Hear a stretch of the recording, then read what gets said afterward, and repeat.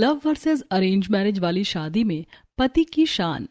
College की छुट्टी का समय होता है। पूरे कैंपस के बच्चे इधर उधर घूम रहे होते हैं। मुकुल अपनी बाइक के पास खड़ा शिल्पा का इंतजार कर रहा होता है। तभी शिल्पा अपनी किताबें हाथ में लेकर वहां आती है। अरे शिल्पा, आज घर चलो ना, मम्मी कई दिनों से तुम्हें बुला रही थी। अच्छा ठीक है, पहले मैं अपनी मम्मी को बता देती हूँ। शिल्पा अपना फोन निकालकर अपनी मम्मी को कॉल करती है। मुकुल वहीं खड़ा उसे देखता रहता है। मम्मी, मैं मुकुल के घर जा रही हूँ। ठीक है बेटा, चली जा, लेकिन टाइम से घर आ जाना। जी मम्मी। थोड़ी देर बाद दोनों बाइक से मुकुल के घर पहुंच जाते हैं। जैसे घर का गेट खुलता है, कमला देवी सोफे पर बैठी दिखाई देती हैं। शिल्पा को देखती ही उनके चेहरे पर खुशी आ जाती है। अरे मेरी बेटी शिल्पा, आ गई तू। पता है मैं तुझे कितना याद कर रही थी। आंटी जी, राघव मुझे बता रहा था कि आप कई दिनों से मुझे बुला रही हो। हाँ बेटा, आ बैठ यहाँ मेरे पास। तभी मोहन जी अखबार नीचे रखते हुए, अरे शिल्पा बेटी, कैसी है तू और पढ़ाई कैसी चल रही है? अंकल मैं तो सही हूँ, आप कैसे हो? दवाई टाइम पर ले रहे हो ना शुगर की? हाँ बेटा, बिल्कुल ठीक हूँ। बेटा हमने तो सोच लिया तू ही हमारे घर की बहू बनेगी।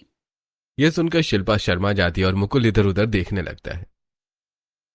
अरे मम्मी, आप भी ना कैसी बातें करने लगती हो। हाँ हाँ, मुझे सब पता है, तेरे दिल में तो लड्डू फूट रहे होंगे। पूरा घर हंसी से गूंज उठता है। थोड़ी देर बाद मुकुल शिल्पा को उसके घर छोड़ने जाता है। वहां शिल्पा की मम्मी गेट पर खड़ी होती हैं। अरे बेटा मुकुल, बाहर से ही जा रहे हो क्या? अंदर आओ ना। आंटी, बस इसे छोड़ने आया था। पहले अंदर आओ, कॉफी पीकर जाना। मुकुल घर के अंदर सोफे पर बैठ जाता है। शिल्पा की मम्मी ट्रे में कॉफी लेकर आती हैं और मुकुल के सामने कप रख देती हैं। बेटा मुझे सिर्फ तुझ पर भरोसा है। कॉलेज में पता नहीं कैसे कैसे लड़के इसके पीछे घूमते रहते हैं, लेकिन मुझे एक भी लड़का उनमें से अच्छा नहीं लगता। आंटी, आपको परेशान होने की कोई बात नहीं है, हम सब अच्छे दोस्त हैं। हाँ हाँ बेटा, तू मुझे बहुत अच्छा लगता है। समय धीरे धीरे बीत जाता है। अब दोनों बच्चों की शादी की उम्र हो जाती है। एक शाम कमला देवी अपने कमरे में मुकुल के साथ बैठी होती हैं। बेटा मुकुल, तुझे लड़की तो पहले से ही पसंद है और अब शादी की उम्र भी हो गई है। सही समय पर शादी कर लो। मैं अभी शिल्पा के लिए राजी हूँ। हाँ मम्मी, मैं तो शिल्पा से ही शादी करूंगा। तो ऐसा करते हैं, कल उसके घर जाकर ऑफिशियल मीटिंग कर लेते हैं और रिश्ता पक्का कर देते हैं। अगले दिन पूरा परिवार अच्छे कपड़े पहनकर शिल्पा के घर पहुंचता है। घर में खुशी का माहौल होता है। शिल्पा की मम्मी सभी का स्वागत करती हैं। मुझे तो पहले से ही पता था मेरी बेटी आपके घर ही जाएगी।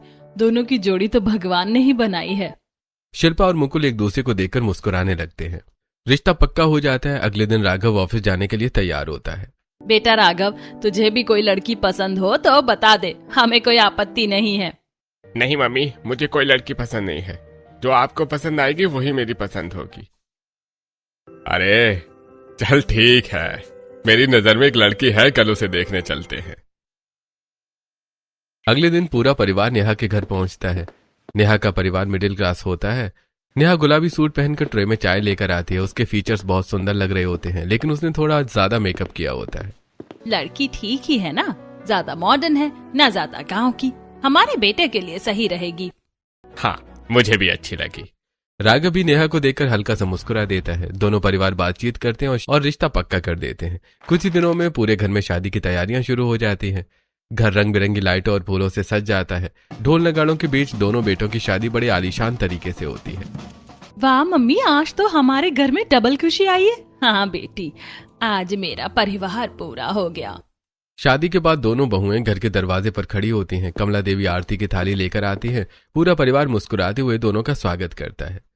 आज मेरे घर में दो दो लक्ष्मी आई हैं। शिल्पा और नेहा मुस्कुराते हुए गृह प्रवेश करती हैं। शादी की सारी रस्में खत्म हो चुकी होती हैं। सब अपने कमरों में चले जाते हैं। एक तरफ मुकुल और शिल्पा अपने बड़े सजे हुए कमरे में आते हैं। शिल्पा थककर अपना भारी शादी का लहंगा उतारकर बेड पर बैठ जाती है। मेरे पैर दबा दो, मेरे पैरों में बहुत दर्द हो रहा है। अरे जी मैडम, मैं अभी दबा देता हूँ।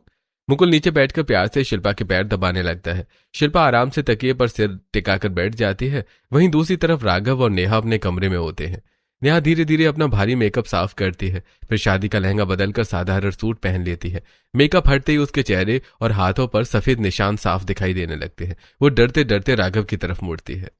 मैं असलियत में ऐसी दिखती हूँ? राघव ध्यान से उसके चेहरे और हाथों को देखता है और उसके हाथों पर विटिलिगो के सफेद निशान होते हैं। तुम्हारे ये निशान पहले से ही हैं? हाँ, मैं झूठ की बुनियाद पर कोई रिश्ता नहीं रखना चाहती थी, लेकिन पापा ने मना कर दिया था कि इस बीमारी के बारे में किसी को मत बताना। शायद इसी वजह से रिश्ता जल्दी पक्का हो गया। नेहा की आंखें भरने लगती हैं। उसे डर होता है कि अब राघव भी उसे ठुकरा देगा, लेकिन तभी राघव उसके पास आकर प्यार से, अरे मुझे तुम्हारी इस बीमारी से कोई दिक्कत नहीं है। मैंने तुम्हारा दिल देखकर शादी की है, तुम्हारी सूरत देखकर नहीं। ये सुनते ही नेहा की आंखों से आंसू निकल जाते हैं। दोनों के बीच एक प्यारा सा सच्चा रिश्ता बनने लगता है। और कल तुम सबके सामने ऐसे ही जाओगी, क्योंकि मैं भी नहीं चाहता कि परिवार वालों से ज्यादा दिन कोई बात छुपे। ठीक है। अगली सुबह पूरा परिवार हॉल में बैठा होता है। शिल्पा बड़े फैशनेबल तरीके से तैयार होकर नीचे आती है। सब उसकी तारीफ करने लगते हैं। मेरी बहू तो बिल्कुल हीरोइन लग रही है। अरे मम्मी जी। तभी नेहा बिना मेकअप के साधारण साड़ी में नीचे आती है। उसके चेहरे और हाथों के सफेद निशान अब साफ दिखाई दे रहे होते हैं। जैसे ही सबकी नजर उस पर पड़ती है, पूरा हॉल शांत हो जाता है। ये क्या है? तुझे इतनी बड़ी बीमारी है और तूने शादी से पहले नहीं बताया? ये बात छुपाना गलत है बेटा। तूने और तेरे परिवार वालों ने हमारे साथ धोखा किया है। हमारा बेटा तेरे साथ फंस गया। नेहा डरकर सिर झुका लेती है। तभी शिल्पा ताना मारते हुए आगे बढ़ती है। हाँ मम्मी, ये कितनी बदसूरत लग रही है इस बीमारी के साथ, लेकिन अब जो हो गया सो हो गया। अब क्या कर सकते हैं? भाई, तू इससे अच्छी लड़की डिजर्व करता है। ये तेरे लायक बिल्कुल भी नहीं है। आज के जमाने में भी आप लोग ये सब सोचते हो? कैसी छोटी सोच है आपकी। कोई बात नहीं रिया, कम से कम एक बहू तो आपकी परफेक्ट है ना। तभी राघव आगे बढ़कर नेहा का हाथ पकड़ लेता है। मुझे नेहा का दिल पसंद आया था, ना कि उसकी शक्ल। और आइंदा से कोई मेरी बीवी की बेइज्जती न करे, वरना मुझसे बुरा कोई नहीं होगा। नेहा की आंखों में आंसू आ जाते हैं। पहली बार उसे लगता है कि कोई उसके साथ खड़ा है। भाई, उसका साथ देने की कोई जरूरत नहीं है। अभी भी समय है, डिवोर्स ले ले। समय बताएगा कि किसकी बीवी ज्यादा अच्छी है और किसकी नहीं। और मैं अब यह बहस और नहीं करना चाहता। क्या घर वाले कभी नेहा को अपना पाएंगे, या उनके मन में इसकी बीमारी को लेकर एक अलग ही नफरत बनी रहेगी? धीरे धीरे घर में फर्क साफ दिखाई देने लगता है। शिल्पा सबके सामने बहुत संस्कारी बनने का नाटक करती है। मम्मी जी, खाना बन गया है, खा लो। पापा जी, दवाई ले लो, लेट हो जाएगा तो शुगर बढ़ जाएगी। रिया, तुम थक गई होगी ना, मैं तुम्हारे लिए कॉफी बनाती हूँ। पूरा परिवार शिल्पा की तारीफ करता रहता है, लेकिन कमरे में जाते ही उसका असली रूप सामने आता है। सुनो, मेरे सर में बहुत दर्द हो रहा है, मेरे सर की मसाज कर दो। अरे तुम पागल हो क्या? मैं ऑफिस के लिए तैयार हो गया हूँ। अब तेल से मेरे कपड़े खराब करोगी क्या? बोला ना कर दो तो कर दो बस। अच्छा ठीक है, कर देता हूँ। वहीं दूसरी तरफ नेहा पूरे घर का काम करती रहती है। सुबह से रात तक उसकी चक्री बनी रहती है। नेहा, जा बाहर गार्डन धो दे, फिर घर में सबके लिए खाना बना दे और उसके बाद झाड़ू पोछा भी कर देना। जी मम्मी जी। नेहा धूप में गार्डन साफ कर रही थी। उसके हाथ लाल हो चुके होते हैं। वहीं अंदर शिल्पा आराम से सोफे पर बैठी फोन चला रही होती है। कमला उसके साथ कॉफी पी रही होती है। मेरी तो एक ही बहू है शिल्पा, कितनी सुंदर और संस्कारी है। फिर कमला देवी नेहा की तरफ घृणा से देखती हैं। ये बदसूरत मेरे घर की बहू नहीं हो सकती। नेहा ये सब सुनकर चुपचाप अपने आंसू पोंछ लेती है, लेकिन राघव दूर खड़ा सब देख रहा होता है और उसके चेहरे पर अपने परिवार की सोच को लेकर गुस्सा साफ दिखाई दे रहा होता है। अगले दिन सुबह को पूरा परिवार ड्राइंग रूम में बैठा चाय पी रहा होता है। कमला देवी खुशी खुशी शिल्पा को अपने पास बिठाई होती है, जबकि नेहा थोड़ी दूर चुपचाप बैठी होती है। बेटा, तुम लोग आए हो, तुम्हारी मुंह दिखाई तो होनी ही चाहिए। इससे अच्छा एक बड़ी वेलकम पार्टी कर लेते हैं। सच में मम्मी जी, मैं। हाँ बेटा, तू तो है ही इतनी प्यारी। फिर कमला देवी नेहा की तरफ देखती है और उनका चेहरा थोड़ा उतर जाता है। हाँ हाँ, तू भी तैयार हो जाना। वैसे तेरी खास जरूरत तो है नहीं, लेकिन लोगों को दिखाने के लिए करना ही पड़ेगा। नेहा चुपचाप सिर झुका लेती है। तभी राघव उसकी तरफ देखता है और उसे दुखी देखकर समझ जाता है। शाम के समय राघव अपने कमरे में आता है। उसके हाथ में एक सुंदर पैकिंग वाला बॉक्स होता है। नेहा, ये तुम्हारे लिए। मेरे लिए? नेहा बॉक्स खोलती है। अंदर सुंदर बहुत ट्रेडिशनल साड़ी होती है। पार्टी में तुम यही साड़ी पहनना, मैं तुम्हें इसी में देखना चाहता हूँ।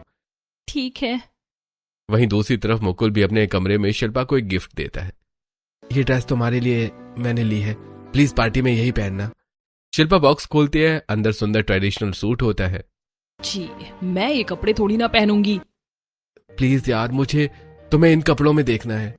अच्छा अच्छा, ठीक है। रात को पार्टी शुरू हो जाती है। पूरा हॉल रोशनी और म्यूजिक से जगमगा रहा होता है। तभी सीढ़ियों से नेहा नीचे उतरती है। उसने राघव की दी हुई साड़ी पहनी होती है। सिंपल लुक में भी वो बहुत सुंदर लग रही थी। राघव अपनी पत्नी को देखकर मुस्कुराने लगता है। उसकी आंखों में गर्व साफ दिखाई दे रहा होता है। तभी दूसरी तरफ शिल्पा नीचे आती है। उसने ट्रेडिशनल ड्रेस की जगह छोटी शॉर्ट ड्रेस पहनी होती है। सब लोग उसे देखकर हैरान रह जाते हैं। मुकुल की मुस्कान धीरे धीरे गायब हो जाती है।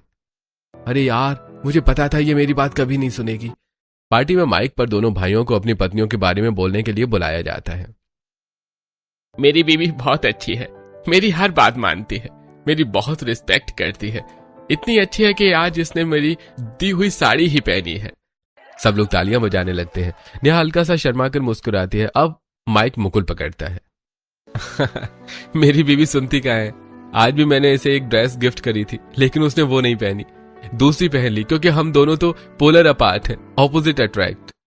मुकुल मजाक में बोलकर हंसने लगता है, लेकिन तभी शिल्पा गुस्से में वहां आती है। उसने हाई हील सैंडल पहन रखी होती है। तुम्हें क्या पता तुम्हारी बीवी कितनी स्टैंडर्ड वाली है। शिल्पा गुस्से में अपनी सैंडल उठाकर मुकुल के जूते पर जोर से मार देती है। पूरा हॉल एकदम शांत हो जाता है। लड़कों की लाइन लगी थी मेरे पीछे, लेकिन फिर भी मैंने तुम्हें चुना उन सब में से। वहां खड़ी औरतें एक दूसरे की तरफ देखने लगती हैं। अरे अभी तो आए हुए कुछ महीने भी नहीं हुए और पति पर ऐसे हुक्म चला रही है। बेचारे के सबके सामने बेइज्जती कर दी। अरे ऐसे ही होता है, लव मैरिज वाली बहू है ना ये, सब पता चल रहा है। लव वाली कौन सी है, अरेंज मैरिज वाली कौन सी है। अरे स्नेहा को तो पूरा चेहरा सफेद सफेद हो रहा है। नेहा उनकी बातें सुन लेती है। उनकी आंखों में डर और शर्म साफ दिखाई देने लगती है। तभी राघव तुरंत उसका हाथ पकड़ लेता है। तुम्हें घबराने की कोई जरूरत नहीं है, मैं तुम्हारे साथ हूं। तुम्हारी हर इनसिक्योरिटी मेरी ताकत है। नेहा भावुक हो जाती है और राघव को देखने लगती है। धीरे धीरे समय बीतने लगता है। शिल्पा की डिमांड्स बढ़ती जा रही होती हैं। कभी वो डायमंड नेकलेस मांगती, कभी हजारों रुपए लेकर क्लबिंग चली जाती। मुकुल, मुझे नया डायमंड सेट चाहिए। शिल्पा, पिछले महीने ही तो लिया था। तो क्या हुआ, मेरी फ्रेंड्स रोज नया पहनती हैं। मुकुल चुपचाप उसे पैसे दे देता है। एक दिन शिल्पा अपने कमरे में सूटकेस पैक कर रही होती है। ये सब क्या है? Dubai trip. मेरी सारी दोस्त अपने पतियों के साथ जा रही हैं।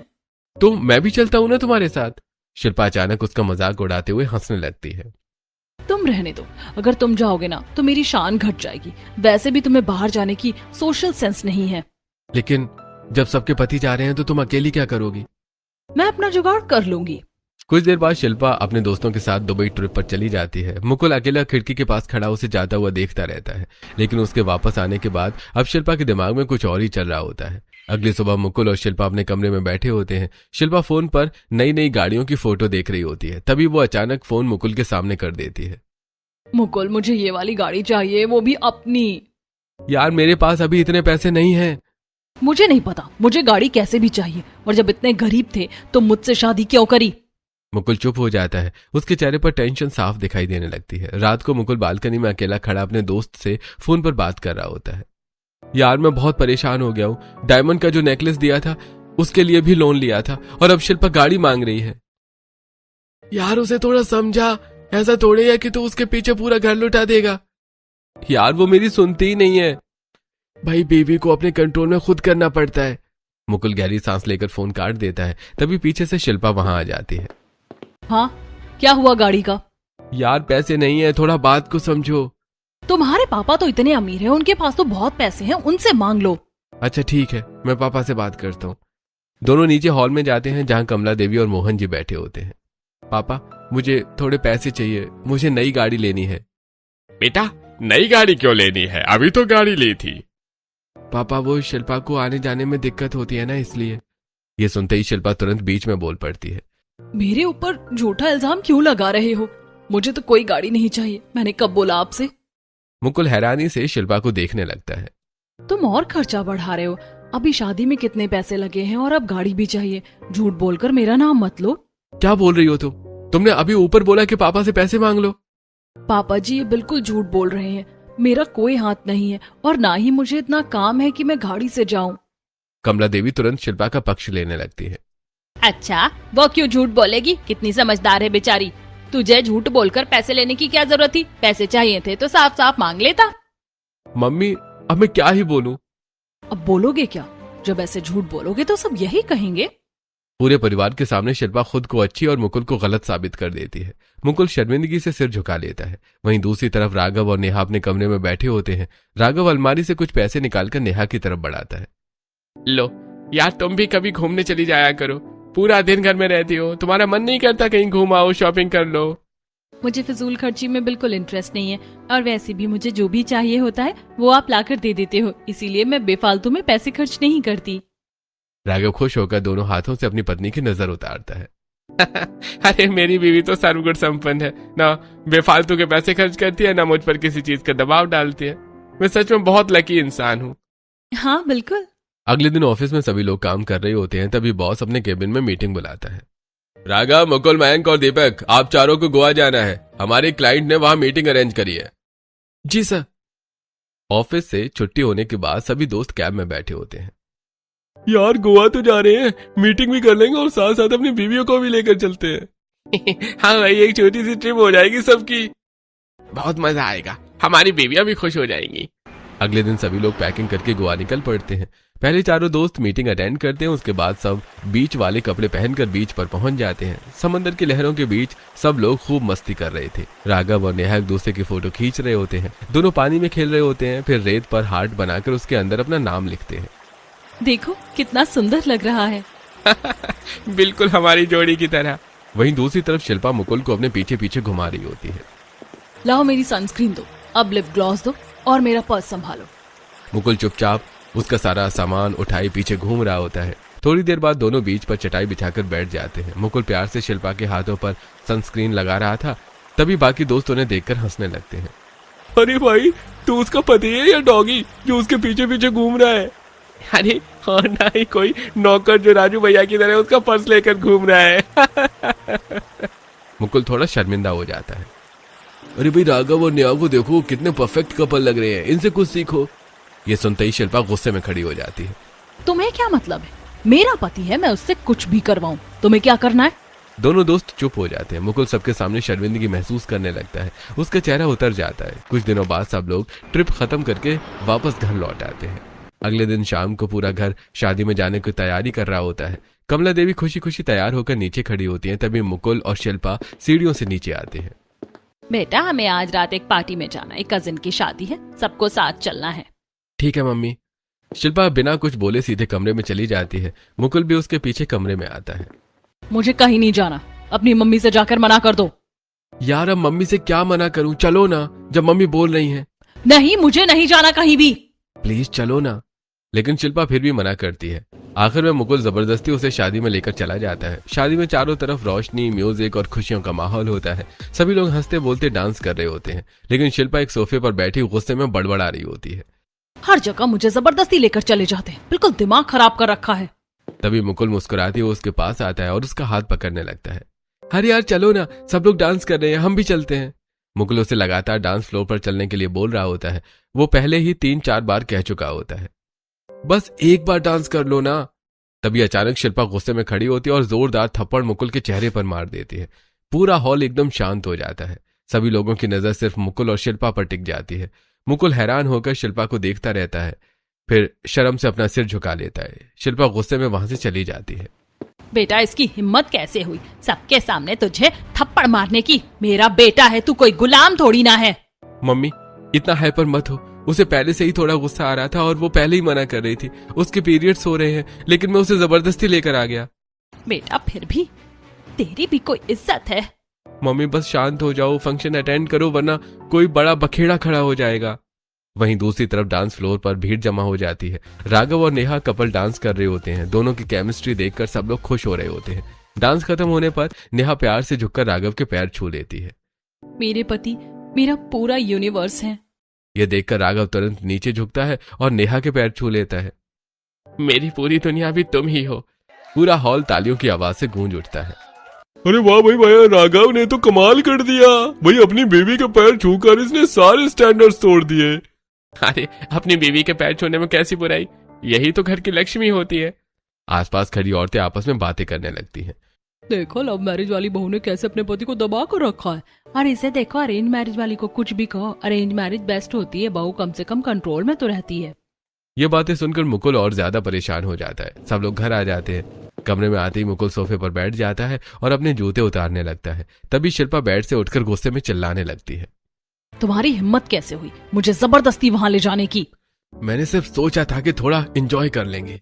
जबरदस्ती कोई काम करोगे तो ऐसे ही थप्पड़ खाओगे सबके सामने। तभी नीचे से मोहन जी मुकुल का बैग देने ऊपर आ रहे होते हैं। खिड़की से उन्हें कमरे के अंदर का पूरा नजारा दिखाई दे जाता है। मोहन जी उदास होकर सब सुन लेते हैं। लगता है मेरे बेटे की पसंद ही गलत थी। मोहन जी का चेहरा दुख से भर जाता है। वो चुपचाप वापस नीचे चले जाते हैं। अगले दिन राघव और नेहा एक रिश्तेदार के घर पहुंच जाते हैं। नेहा सभी बड़ों के पैर छू रही होती है। सब लोग उसकी तारीफ कर रहे होते हैं। बेटा तेरी बीवी तो बहुत अच्छी, पूरी संस्कारी, और तुम दोनों की जोड़ी बिल्कुल रब ने बनाई है। राघव शर्मा कर मुस्कुराने लगता है। अरे हाँ बुआ जी, ऐसा ही है, नेहा है ही बहुत अच्छी। राघव की आंखों में अपनी पत्नी के लिए गर्व साफ दिखाई दे रहा होता है। वहीं नेहा भी मुस्कुराते हुए सबके बीच बैठ जाती है। अगले दिन सुबह मोहन जी पूरे परिवार को ड्राइंग रूम में बुलाते हैं। उनके चेहरे पर उत्साह साफ दिखाई दे रहा होता है। सभी लोग सोफे पर बैठ जाते हैं। मैंने एक बड़ी बिजनेस पार्टी अरेंज करी है। अलग अलग कंपनी के बड़े बिजनेसमैन आने वाले हैं, इसलिए सबको अच्छे से बिहेव करना है। फिर मोहन जी दोनों बेटों की तरफ देखते हैं। और तुम्हारे ऑफिस के भी कई लोग आ रहे हैं। ठीक है पापा, हम पार्टी का पूरा ध्यान रखेंगे। आप बिल्कुल टेंशन मत लो। कुछ दिनों बाद घर में बहुत बड़ी ग्रैंड पार्टी रखी जाती है। पूरा हॉल सुनहरी लाइटों और महंगे डेकोरेशन से चमचमा रहा होता है। बड़ी बड़ी राउंड टेबल्स लगी होती हैं। सभी आदमी सूट बूट में और औरतें एक्सपेंसिव गाउन्स और डिजाइनर साड़ियों में तैयार होकर आई होती हैं। लोग बिजनेस और फैमिली की बातें करते हुए हंस रहे होते हैं। शिल्पा बहुत खूबसूरत लग रही होती है, लेकिन उसकी नजर बार बार दूसरे लड़कों पर जा रही होती है। वो अपने पति को छोड़कर मुकुल के एक दोस्त को बार बार चेकआउट कर रही होती है। शिल्पा हाथ में कोल्ड ड्रिंक लेकर धीरे से उंगली के इशारे से उस लड़के को पीछे आने के लिए बोलती है। वो लड़का भी मुस्कुराते हुए उसके पीछे चला आता है। कैसी हो शिल्पा? तुमने तो मुझसे मिलना ही छोड़ दिया। हाँ बस तुम्हें क्या बताऊं। वो लड़का थोड़ा उसके करीब आता है और उसके बालों को सहलाने लगता है। शिल्पा मुस्कुराते हुए उसकी टाई पकड़ लेती है। चलो मेरे साथ। शिल्पा उसे पकड़कर ऊपर कमरे की तरफ ले जाती है। नीचे हॉल में सब काम में लगे होते हैं। अरे भैया, वो बुके कहाँ है जो गेस्ट को देना है? अरे यार, वो तो मेरे कमरे में रह गया, रुको मैं लेकर आता हूँ। वहीं दूसरी तरफ राघव और नेहा पार्टी को खूब एंजॉय कर रहे होते हैं। राघव मैं अभी आती हूँ। हाँ ठीक है, मैं तुम्हारा वेट कर रहा हूँ। तभी एक लड़की राघव के पास आती है। वो काफी समय से राघव को पसंद करती होती है। राघव अब तो मेरे साथ आ जाओ। कब तक अपनी बीवी के साथ रहोगे? वैसे भी अरेंज मैरिज में कुछ नहीं रखा, कभी भी डिवोर्स दे दो, बाकी सब मैं संभाल लूंगी। मैं अपनी बीवी के लिए बहुत लॉयल हूँ, मुझे वो बहुत पसंद है। तुम जाओ यहाँ से। तुम मुझे ऐसे रिजेक्ट नहीं कर सकते। कर सकता हूँ, मुझे पूरा हक है। मेरी बीवी तुमसे कहीं ज्यादा सुंदर है। तभी वहां नेहा आ जाती है। लड़की तुरंत चालाकी से अपना फोन निकाल लेती है। ये मुझसे प्यार करता है। लड़की सबके सामने अपनी और राघव की फेक चैट खोलकर दिखाने लगती है। देखो इसने मुझे कितने सारे मैसेजेस भेज रखे हैं। आसपास खड़े लोग बातें बनाने लगते हैं। कुछ लोग राघव पर शक करने लगते हैं। अरे भाई, राघव तो बड़ा अच्छा लड़का था, ये कौन से रास्ते पर चला गया? तभी अचानक नेहा गुस्से में आगे बढ़ती है और उस लड़की को जोरदार थप्पड़ मार देती है। लड़की का चेहरा नीचे झुक जाता है। पूरा हॉल एकदम शांत हो जाता है। तुम्हारी हिम्मत कैसे हुई मेरे पति पर उंगली उठाने की? मेरे पति हैं वो, कोई खिलौना नहीं जो तुम्हारा दिल करेगा तो उन्हें कुछ भी बोल दोगी। ये सच में मुझसे प्यार करता है? नहीं नेहा, ऐसा कुछ नहीं है, ये झूठ बोल रही है। अगर किसी ने भी मेरे पति की शान पर उंगली उठाने की कोशिश की ना तो उसे यहीं जमीन में गाड़ दूंगी।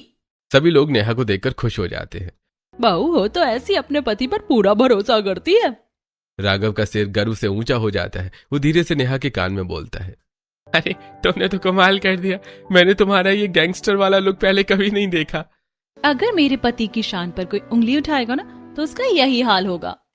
वहीं दूसरी तरफ मुकुल जैसे ही कमरे का दरवाजा खोलता है, उसके पैरों तले जमीन खिसक जाती है। शिल्पा कमरे में मुकुल के दोस्त के साथ बहुत ज्यादा करीब खड़ी होती है। उसके बाल बिखरे हुए होते हैं और दोनों बहुत अजीब हालत में दिखाई देते हैं।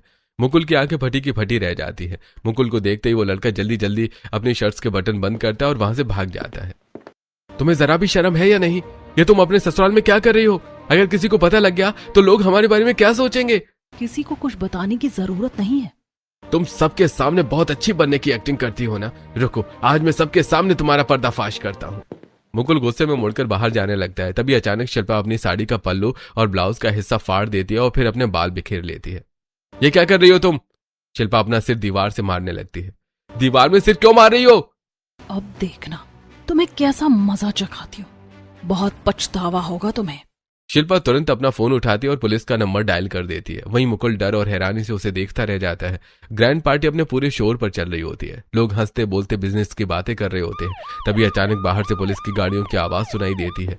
अगले ही पल दो पुलिस वाले हॉल के अंदर आ जाते हैं। पूरा माहौल एकदम शांत हो जाता है। यहाँ पर मुकुल कौन है? सभी लोग हैरानी से एक दूसरे को देखने लगते हैं। कमला देवी और मोहन जी घबरा जाते हैं। सर आप यहाँ, हमारी पार्टी चल रही है, आप ऐसे अंदर नहीं आ सकते। यहाँ ऐसा कुछ नहीं हुआ जिसकी वजह से पुलिस को आना पड़े। हमें यहीं से कॉल आया है। पुलिस इधर उधर देखने लगती है। पार्टी में मौजूद लोग आपस में बातें करने लगते हैं। अरे क्या हो गया? अरे भाई, इतनी बड़ी पार्टी में पुलिस कैसे आ गई? तभी अचानक ऊपर से शिल्पा रोते हुए भागकर नीचे आती है। उसके कपड़े फटे हुए होते हैं, बाल बिखरे हुए होते हैं और सिर से थोड़ा खून निकल रहा होता है। मुकुल भी घबराया हुआ उसके पीछे पीछे आ रहा होता है। सर मैंने ही फोन किया था, ये मुकुल और इसका पूरा परिवार मुझे मारता और दहेज के लिए टॉर्चर करता है। पूरा हॉल एकदम सन्न रह जाता है। पकड़ लो इस लड़के को। 2 कांस्टेबल तुरंत मुकुल के हाथ पकड़ लेते और हथकड़ी डाल देते हैं। सभी लोग शॉक्ड रह जाते हैं। नहीं सर, ऐसा कुछ नहीं है, हम तो शिल्पा को पहले से जानते हैं, ये लोग बचपन से साथ रहे हैं। हाँ सर, हमने तो दहेज में 1 रुपया तक नहीं लिया। पुलिस मुकुल को लेकर जाने लगती है। मुकुल की आंखों में दर्द और बेइज्जती साफ दिखाई दे रही होती है। तभी अचानक नेहा तेजी से आगे आती है। उसके हाथ में फोन होता है। पापा टेंशन मत लीजिए, शिल्पा ये सब जानबूझ कर रही है। सभी लोग नेहा की तरफ देखने लगते हैं। मेरे पास रिकॉर्डिंग है। नेहा फोन पुलिस को दिखाती है। वीडियो टीवी पे प्ले करती है और साफ दिखाई दे रहा होता है कि शिल्पा एक लड़के की टाई पकड़कर उसे अपने कमरे में ले जा रही होती है। पूरा हॉल शॉक्ड होकर वीडियो देखने लगता है। ये किसी और लड़के को अपने कमरे में लेकर गई थी और जब मुकुल भैया ने इसे रोका तभी ये उन्हें फंसाने की कोशिश करने लगी। तो ये सब झूठा केस था? शिल्पा डर जाती है। उसके चेहरे का रंग उड़ जाता है। मुकुल की हथकड़ी खोलो और इसे पकड़ो। अगले ही पल पुलिस शिल्पा को पकड़ लेती है। पूरा हॉल चुपचाप खड़ा ये सब देख रहा होता है। तुमने तो मेरी शान को चूर चूर कर दिया। मैंने सोचा था हम बचपन के दोस्त हैं, हम दोनों एक दूसरे को अच्छे से जानते हैं, लेकिन तुमने शादी के बाद अपना असली रंग दिखा दिया। शिल्पा की आंखों में पछतावा दिखाई देने लगता है। वो रोने लगती है। मुकुल प्लीज मेरी बात सुनो। आइंदा से मेरे घर की तरफ देखने की भी कोशिश मत करना। तुम्हारा और मेरा अब कोई रिश्ता नहीं है। पुलिस शिल्पा को लेकर वहां से चली जाती है। कमला देवी रोते हुए मुकुल को गले लगा लेती हैं। बेटा हमें माफ कर दे। वहीं दूसरी तरफ राघव और नेहा एक दूसरे को देखकर मुस्कुराते हैं। राघव गर्व से अपनी पत्नी का हाथ पकड़ लेता है। आज तुमने सिर्फ मेरे भाई को नहीं, पूरे परिवार की इज्जत बचाई है। परिवार की शान बचाना ही तो एक बहू का फर्ज होता है। कुछ समय बाद मुकुल शिल्पा से डिवोर्स ले लेता है और धीरे धीरे वो अपनी जिंदगी में आगे बढ़ने की कोशिश करता है। एक तरफ एक लड़के की शान और सम्मान फिर से ऊंचा हो जाता है और दूसरी तरफ झूठ और घमंड सब कुछ खत्म कर देते हैं। शादी लव हो या अरेंज, रिश्ते की नींव भरोसे और सम्मान पर टिकती है। आपको क्या लगता है, पति पत्नी दोनों का एक दूसरे की इज्जत और शान संभालना कितना जरूरी है?